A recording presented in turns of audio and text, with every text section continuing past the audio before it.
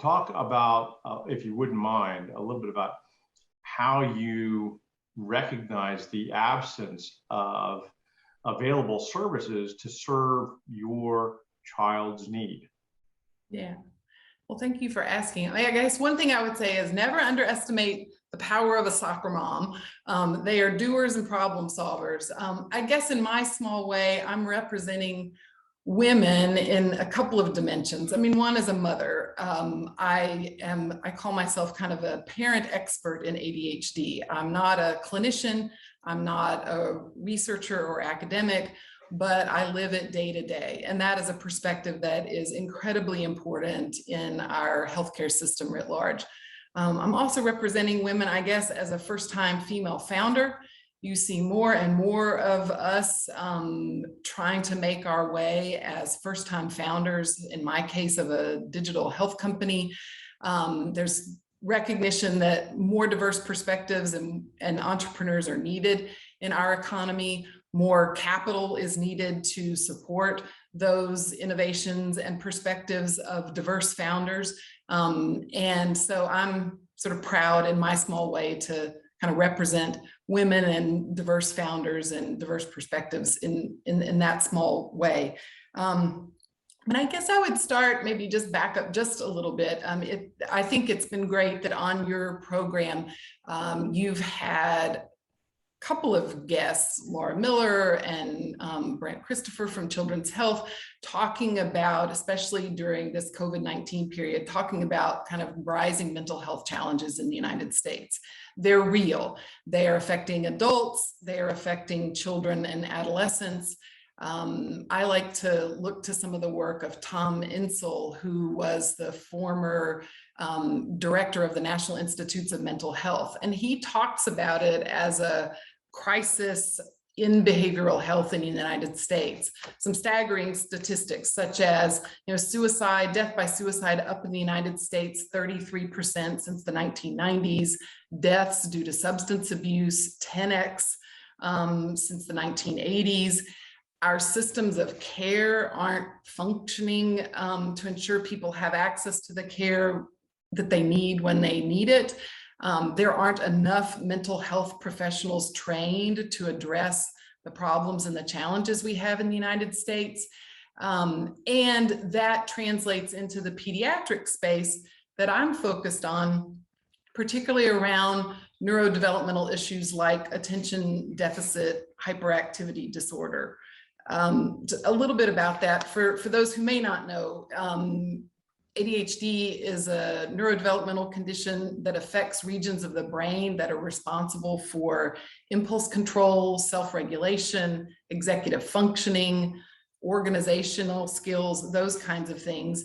It affects approximately 9+% of all children in the United States, so that's about 6 million. It is second only to asthma of conditions affecting children in the United States. And the cost to society and to families is staggering. Some of the research shows that the societal cost to care for just a child with ADHD is more than $100 billion a year across healthcare, across education systems, across justice systems, and I can explain why that is, and across the out-of-pocket expense to families. It's its own crisis and deserves some attention. And so that's what I'm focused on. So quantify that again. First of all, before we get to quantification, just for the audience, could you remind me of the name of the gentleman whom you follow, who's the head of the National Institute for Mental Health?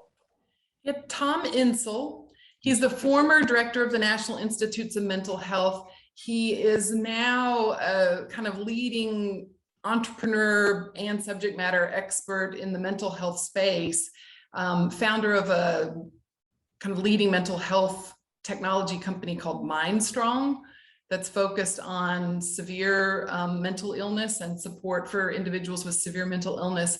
Quite an inspiring person and leader in this space. I highly commend his work to you and to your listeners. For the audience, we'll put that in the notes section underneath of the podcast. That's very helpful. Thank you. So in terms of quantification, how many children are affected by this, and then how many corresponding families, roughly, just in terms of numbers as opposed to percentages? Yeah, so there are different ways of measuring it. The data point that we use is that approximately 9.4% of all children in the United States have or have had a diagnosis of ADHD. So that's a little more than 6 million children affected at any given time, and between the ages of 2 and 17. So that does not include the adult population. Right. So that at the end of the day, if it's 6 million, you're talking about roughly a total affected population of at least 15 to 18 million people, right? Because you've got some single parents in there. So that's about a little less than 5% of our nation's population. The ripple effects of that are obviously significant. The reason I'm trying to quantify that is because we had Lisa Gable on the podcast, who's the CEO of of FAIR, the Food Allergy and Research Education Organization. And so we were talking about the impact of allergies on children. Very, very significant, obviously. So back to your journey,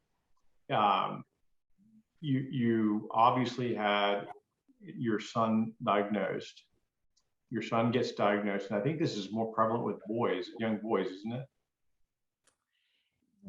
So the diagnosis rates are roughly a little bit higher on boys than on girls. Boys tend to be diagnosed earlier. Girls tend to present in a way that they're often not diagnosed until they're more like tweens or teens. But but both are affected, but tend to be a little bit higher diagnosis rates for boys. Yes. So your son gets diagnosed. How old was he when he was diagnosed? He was somewhere between kindergarten and first grade. I'd gotten a call from a kindergarten teacher who could only say so much because they're not allowed by law and other to say things directly sometimes, who called and said, there may be an issue with your child. Here are some people to call within the school to talk about it. And that set us on kind of a winding journey and a scary journey of what's going on, what is ADHD, is it real? Because there's a lot of misinformation about ADHD. It is real, and it does have real impacts on individuals and families. And it set us on kind of this winding path of trying to figure out, well, who should we go see? Should we see a psychiatrist, a psychologist, our pediatrician? Who should do the assessment and diagnosis? What does the assessment and diagnosis mean? What does that mean in terms of our interaction with the school? What is it going to cost? And then all the fear and anxiety that goes with being a parent, which is, and what are the short-term impacts?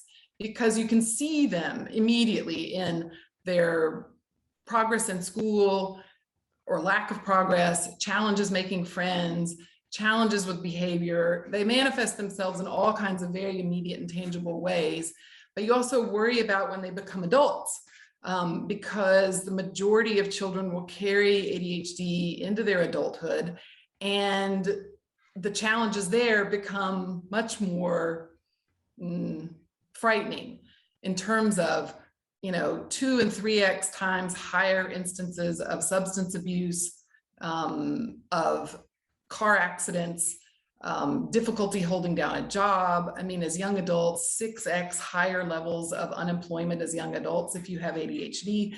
So you begin to worry about the now, and you really worry about the later and the future. And we've been kind of on that journey. I will say, it's really important to say we've been very blessed. We live in Dallas, 2-income family, blessed to have the resources to care for our child, blessed to be in a large metropolitan area where there are lots of different providers that we could choose from. Not everybody, in fact, most people probably don't have those benefits. And yet, even for us, it was challenging to know what to do, what provider, what, if anything, will insurance cover. And what do I do to set my child up for success down the road? So you're kind of navigating a complex and convoluted healthcare system, and you're caring for a child in the most intimate way, you know, in relationships that you have, and worry for their future. So that's what set us on this journey 6 years ago.